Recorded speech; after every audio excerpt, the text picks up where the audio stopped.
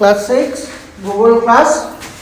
আজকে প্রথম ক্লাস, প্রথম চ্যাপ্টার নাম হচ্ছে আকাশ ভরা সূর্য তারা। এই চ্যাপ্টারটাতে আমরা কি পড়ব? এই চ্যাপ্টারটাতে আমরা পড়ব সৌরজগতের বিভিন্ন গ্রহ আর উপগ্রহ সম্পর্কে। এই চ্যাপ্টারটা থেকে কি শিখব সেটা আশা করি তোমরা বুঝে গেছো। কি শিখবো বললাম? বিভিন্ন প্রকার গ্রহ আর উপগ্রহ, তাই তো? তাদের সম্পর্কে বিভিন্ন তথ্য আমরা দেখব।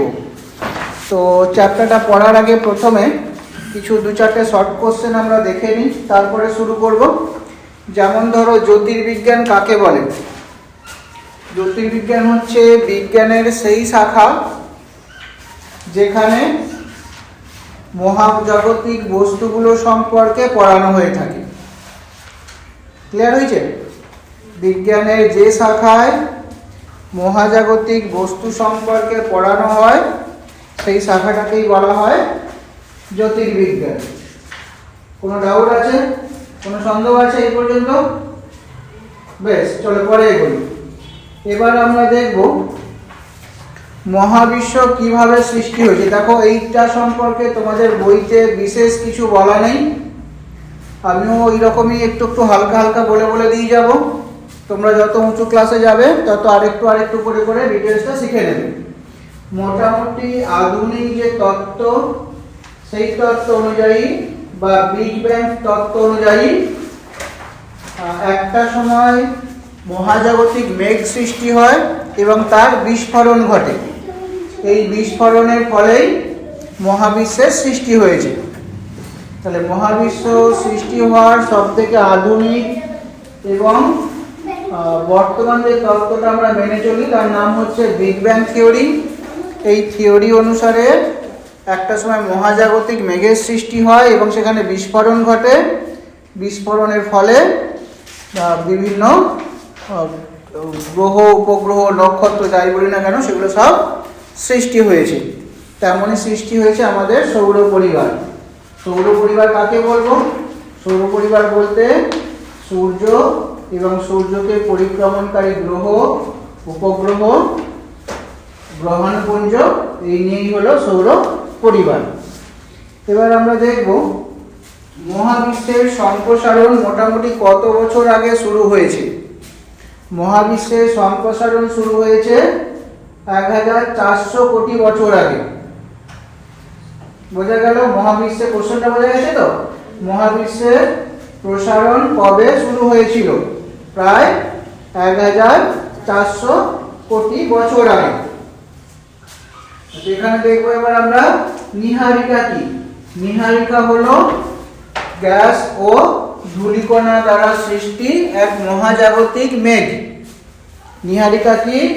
উত্তর লিখবো, নীহারিকা হলো ধূলিকণা ও গ্যাসের মহাজাগতিক মেঘ, তাকে বলা হয় নীহারিকা। আমাদের সূর্য একটা নীহারিকা। কোনো অসুবিধা হচ্ছে কি ক্লাসে? এই পর্যন্ত বোঝা গেল তো? এবার আমরা দেখব আমাদের যে সৌরজগৎ সেটা কোন ছায়াপথে আছে। আমরা যে ছায়াপথে বাস করি তার নাম হচ্ছে আকাশগঙ্গা। তাহলে ছায়াপথ কি? প্রশ্ন আসতে পারে। ছায়াপথ হলো লক্ষ লক্ষ নক্ষত্রের সমষ্টি বা লক্ষ লক্ষ নক্ষত্র নিয়ে তৈরি হয় একটি ছায়াপথ। তেমনই একটি ছায়াপথের নাম হচ্ছে আকাশগঙ্গা, যে ছায়াপথে আমাদের সৌরজগৎ অবস্থিত। বোঝা গেল? আচ্ছা, এবার আমরা জানবো নক্ষত্র কাকে বলে।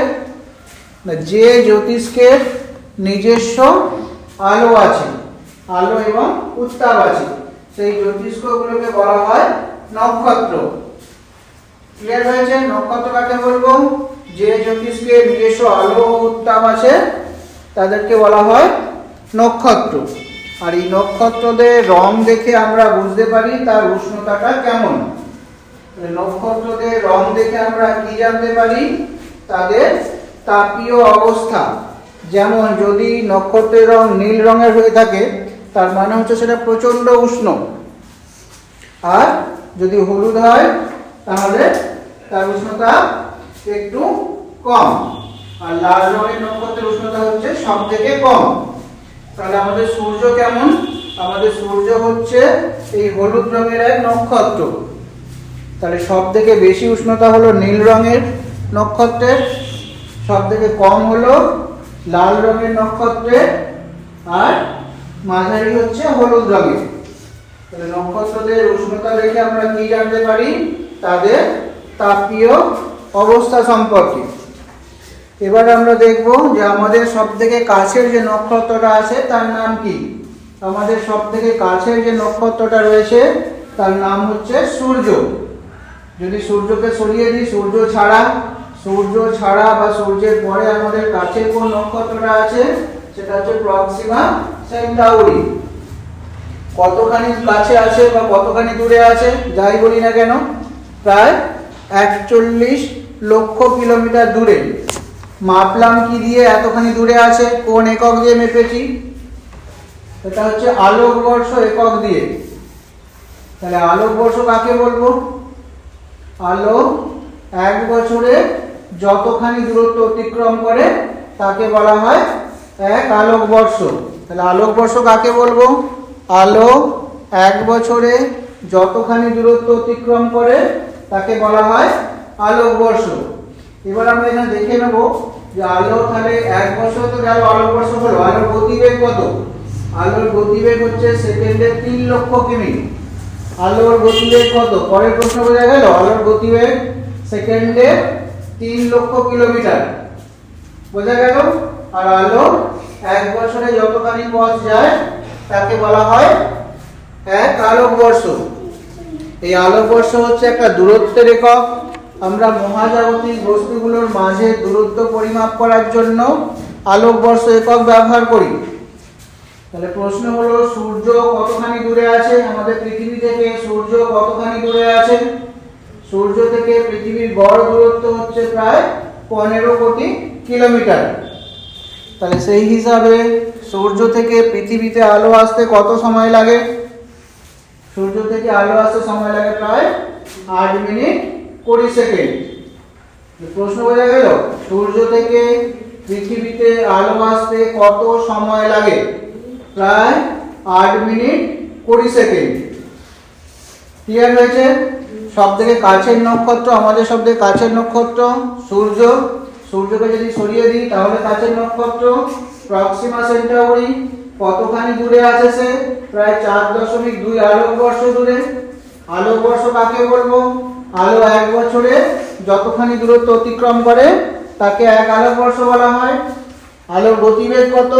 আলোর গতিবেগ সেকেন্ডে প্রায় 3 লক্ষ কিলোমিটার। বোঝা গেল তো? বোঝা যাচ্ছে তো? নক্ষত্রদের তাপ দেখে আমরা কি বুঝতে পারি? রং দেখে কি বুঝতে পারি? নক্ষত্রদের রং দেখে তাদের তাপীয় অবস্থা বুঝতে পারি, তাই তো? কোন রঙের নক্ষত্রের উষ্ণতা সব থেকে বেশি? কোন রঙের? সাদা রঙের নাকি নীল রঙের নাকি হলুদ রঙের? কোন রঙের? কি বললাম? উষ্ণতা সব থেকে বেশি হচ্ছে নীল রঙের, তাই তো? আর লাল রঙের মাঝারি, সব থেকে কম উষ্ণতা। আর হলুদ রঙের নক্ষত্রের উষ্ণতা হচ্ছে মাঝারি। নক্ষত্র কাকে বলে কি বলেছি? যে জ্যোতিষ্কে নিজস্ব আলো আছে তারা হলো নক্ষত্র। তাহলে গ্রহ কারা? যার নিজস্ব আলো উত্তাপ নেই তারা হলো গ্রহ। গ্রহরা এই নক্ষত্রের চারিদিকে ঘুরছে। তাহলে গ্রহ আর নক্ষত্রের কি পার্থক্য দাঁড়াবে? গ্রহদের নিজস্ব আলো উত্তাপ নেই, নক্ষত্রের নিজস্ব আলো উত্তাপ আছে। নক্ষত্ররা গ্রহের চারিদিকে ঘুরে না, কিন্তু গ্রহরা নক্ষত্রের চারিদিকে ঘুরে। এই পার্থক্যগুলো তোমরা লিখতে পারবে। এবার এসো, নক্ষত্র মণ্ডল কাকে বলবো? যদি কাছাকাছি অবস্থিত অনেকগুলো নক্ষত্রকে আমরা কাল্পনিক রেখা দিয়ে যোগ করি তাহলে একটা কাল্পনিক চিত্র তৈরি হয়। বা যদি ঘুরিয়ে বলি কাছাকাছি অবস্থিত নক্ষত্রগুলোকে যদি কোনো রেখা দিয়ে যোগ করি তাহলে একটা কাল্পনিক চিত্র পাবো। এটাকেই বলা হয় নক্ষত্র মণ্ডল। বোঝা গেল কাকে বলবো নক্ষত্র মণ্ডল? কাছাকাছি অবস্থিত নক্ষত্রগুলোকে যদি কোনো রেখা দিয়ে যোগ করা হয় তাহলে যে চিত্র পাওয়া যায় বা যে আকৃতি তৈরি হয় তাকেই বলা হয় নক্ষত্র মণ্ডল। উদাহরণ দাও, যেমন আমাদের সপ্তর্ষি মণ্ডল, যেমন বকমণ্ডল, যেমন কাসিওপিয়া, যেমন কালপুরুষ, এগুলো সব হচ্ছে এক একটা নক্ষত্র মণ্ডল। বোঝা গেল? আচ্ছা, এবার বলো আমাকে ক্যাসিওপিয়া দেখতে কেমন? ক্যাসিওপিয়া দেখতে হচ্ছে ইংরাজি এম অক্ষরের মতো, ক্রুশ চিহ্নের মতো দেখতে বকমণ্ডল, আর কালপুরুষের মতো দেখতে, সরি কালপুরুষ দেখতে কেমন হয়? শিকারী পুরুষের মতো। বোঝা গেল? তাহলে নক্ষত্রমণ্ডলের নাম তোমরা শিখলে, সেগুলো দেখতে কেমন হয় সেগুলো বোঝা গেল। এবার আমরা দেখব রাতের আকাশের দিকে যদি আমরা দেখি, তারাগুলো মিটিমিটি করে জ্বলে না? হ্যাঁ, ঝকমক করে তো, অর্থাৎ মিটিমিটি করে জ্বলে। কেন মিটিমিটি করে কেন? কারণ তারা আমাদের পৃথিবী থেকে অনেক দূরে আছে। সেখান থেকে হয়তো পৃথিবীতে আলো আসতে কয়েক আলোকবর্ষ লাগে। তাহলে একবার আলো আসলো বা সঙ্গে সঙ্গে শেষ, আবার কয়েক বছর পরে হয়তো তার আলো দেখতে পাবো। তো অত দূর থেকে যখন আলোটা আসছে, তখন তাদের আলো পৃথিবীর যে বায়ুমণ্ডল আছে সেখানে কেঁপে যায় বা বিক্ষিপ্ত হয়ে পড়ে। বোঝা গেল? সেই জন্য তারাগুলোর আলো মিটিমিটি করে। একটা আলোর বিন্দুর মতোই দেখতে পাই বায়ুমণ্ডল ভেদ করে আসার সময়, কিন্তু তখন তাদের আলো হয়তো কেঁপে যায়, বায়ুমণ্ডলে কেঁপে যায়, সেই জন্য মিটিমিটি করে। বোঝা গেল? আচ্ছা, উত্তর আকাশে সব থেকে উজ্জ্বল যে তারা, সেটা হচ্ছে ধ্রুব তারা। উত্তর আকাশে সব থেকে উজ্জ্বল তারাটার নাম কি বললাম? ধ্রুব তারা। প্রাচীনকালে নাবিকেরা রাত্রিবেলা এই ধ্রুব তারা দেখেই দিক ঠিক করতো। আমরা দিনের বেলা কি দিয়ে দিক ঠিক করি? সূর্যকে দেখে, তাই তো? যেদিক উঠছে সেদিকটা পূর্ব দিক, আর যেদিকটা ডুবছে সেদিকটা পশ্চিম দিক, এটা আমরা জানি। রাতের বেলা কি দেখে ঠিক করবো? রাতে তো সূর্য নেই, তাহলে রাতের বেলা আমরা কি দেখে ঠিক করবো কোনটা কোন দিক? উত্তর গোলার্ধে ধ্রুব তারা দেখে, আর দক্ষিণ গোলার্ধে হ্যাডলি রকটেট নামক একটা নক্ষত্র দেখে। বোঝা গেল? তাহলে উত্তর গোলার্ধের মেরু নক্ষত্র বলা হয় এই ধ্রুব তারাকে, যার উন্নতি কোণ হচ্ছে মেরুতে প্রায় 90 ডিগ্রি বা 90 ডিগ্রি। ক্লিয়ার হলো? একইভাবে দক্ষিণ গোলার্ধে হচ্ছে হ্যাডলি রকটেট নামক মেরু নক্ষত্র। এই নক্ষত্র দেখে আগেকার দিনে নাবিকেরা দিক ঠিক করতো রাতের বেলাতে। বোঝা গেল? রাতের আকাশে আমরা আকাশে দেখার জন্য একটা যন্ত্র ব্যবহার করি। কি নাম যন্ত্রটার? দূরবীন বা টেলিস্কোপ। কে আবিষ্কার করেছিল? গ্যালিলিও। রাতের বেলা আকাশে দেখার জন্য আমরা যে যন্ত্রটা ব্যবহার করি তার নাম কি বললাম? দূরবীন বা টেলিস্কোপ। কে আবিষ্কার করেছিল? লোকটার নাম কি বললাম? গ্যালিলিও। বোঝা গেল? তো তোমরা যারা উৎসাহী আছো তারা কখনো কলকাতা গেলে, আমাদের কলকাতায় আছে বিড়লা প্ল্যানেটোরিয়াম, সেখানে একবার যেও। সেখানে গেলে আকাশ দেখতে পাবে দিনের বেলাতে। একটা ঘর তৈরি করা আছে, সিনেমার মতো করে পুরো আকাশ দেখানো হয়। বুঝতে পারছো? কলকাতা বেড়াতে গেলে এবার যাবে। তাহলে আমাদের প্ল্যানেটোরিয়াম কোথায় রয়েছে? কোন জায়গায়? কলকাতায়। সেখানে গেলে দেখতে পাবে কৃত্রিমভাবে রাতের আকাশকে দেখানো হয়। তাহলে এই পর্যন্তটাই থাক, আজকে আর ক্লাস বাড়াবো না। তাহলে আজকের ক্লাসে আমরা কি দেখলাম, কি শিখলাম? বিজ্ঞানের যে শাখায় মহাজাগতিক বস্তুগুলো সম্পর্কে পড়ানো হয় তাকে বলা হয় জ্যোতির্বিজ্ঞান, তাই তো? মহাবিশ্বের সম্প্রসারণ শুরু হয়, তো প্রসারণ শুরু হয় প্রায় 1400 কোটি বছর আগে। এই প্রসারণের সময় একবার বিস্ফোরণ ঘটে। এই বিস্ফোরণের ফলে বিভিন্ন ছায়াপথগুলো তৈরি হয়েছে। ছায়াপথ কি? ছায়াপথ হচ্ছে লক্ষ লক্ষ নক্ষত্র, তারপরে তাদের পরিক্রমণকারী গ্রহ, উপগ্রহ, গ্রহাণুপুঞ্জ, এইসবের সমষ্টি। আমরা কোন ছায়াপথে আছি? আমরা আকাশগঙ্গা নামক ছায়াপথে রয়েছি, তাই তো? নীহারিকা কি? নীহারিকা হলো গ্যাস ও ধূলিকণার এক মহাজাগতিক মেঘ। আমাদের সূর্য একটা নীহারিকা, তাই তো? তারাদের রং দেখে কি জানতে পারি? তাদের তাপীয় অবস্থা। লাল রঙের তারার উষ্ণতা সব থেকে কম, তাই তো? হলুদ রঙের তারার উষ্ণতা মাঝারি, আর নীল রঙের তারার উষ্ণতা সব থেকে বেশি।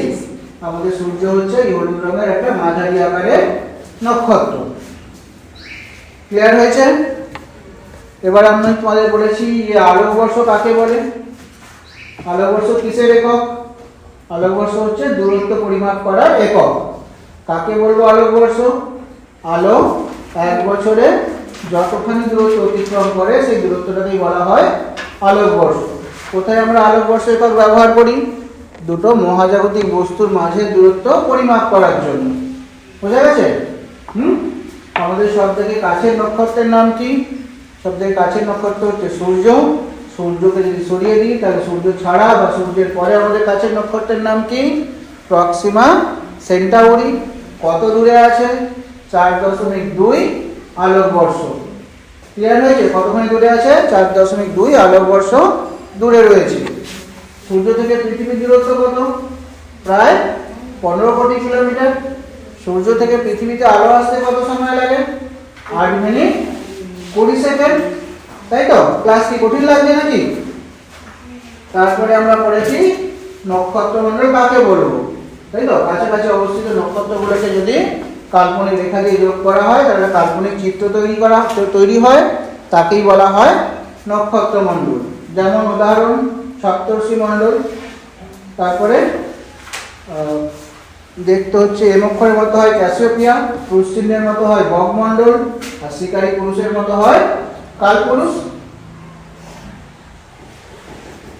তারপরে আমরা দেখলাম তারাগুলো মিটিমিটি করে কেন? তারা আমাদের থেকে অনেক দূরে রয়েছে, সেখান থেকে তাদের আলো আসার সময় যখন পৃথিবী বায়ুমণ্ডল ভেদ করে আসে তখন আলোটা কেঁপে যায়, সেই জন্য মিটিমিটি করে। তারপরে আমরা দেখলাম উত্তর গোলার্ধের সবথেকে উজ্জ্বল তারা, তার নাম হচ্ছে ধ্রুব তারা বা উত্তর মেরু নক্ষত্র বলা হয়। আর দক্ষিণ গোলার্ধে হ্যাডলি রক ট্যান। এই দুটো নক্ষত্র দেখে প্রাচীনকালে দিক নির্ণয় করা হতো। তাহলে এই পর্যন্ত তোমরা দেখলে। রাতে আকাশ দেখার জন্য আমরা কি যন্ত্র ব্যবহার করি? দূরবীন বা টেলিস্কোপ। কে তৈরি করেছিল? গ্যালিলিও। তাহলে এই পর্যন্ত হলো আজকের ক্লাস।